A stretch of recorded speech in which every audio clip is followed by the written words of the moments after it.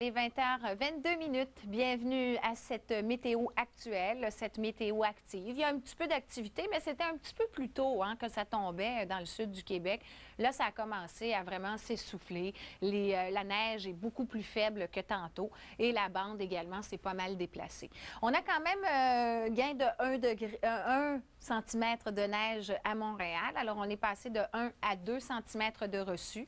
Toujours 6 pour l'Outaouais et on joue entre 2 et 4 cm basse et haute Laurentide. On a accumulé 1 cm du côté de Val-d'Or, donc très peu de choses. Et on voit très bien donc la bande qui est de plus en plus mince et c'est très minime ce qu'on a à mi-chemin entre Montréal et Québec, là, par exemple en Mauricie, vers Trois-Rivières et aux portes de Sherbrooke. C'est vraiment une petite floconnade, c'est très minime, même si ça semble très organisé. On n'a même pas d'accumulation de fait à Québec.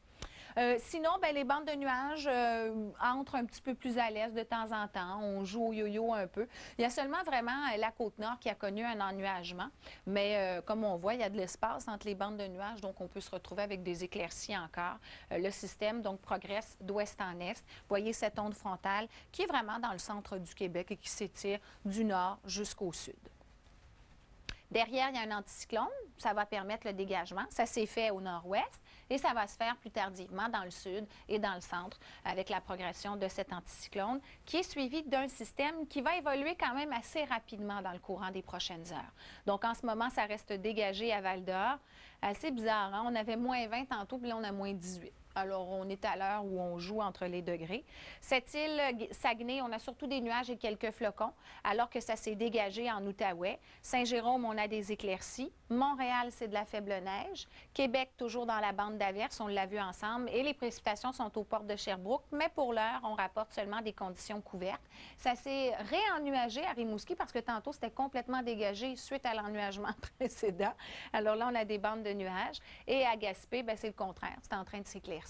Et à Moncton, ça reste dégagé. Les vents sont très peu présents. Cependant, un vent franc nord à 17 km à l'heure, ça paraît à Montréal. Donc, on perd quand même un 7 degrés en sensation.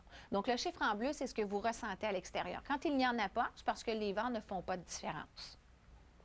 Cette nuit, le système se retire. Puisqu'il a grandement faibli, il ne donne pas de précipitations qui s'accumulent dans l'est. On va parler surtout d'un petit régime d'averse, de rien du tout.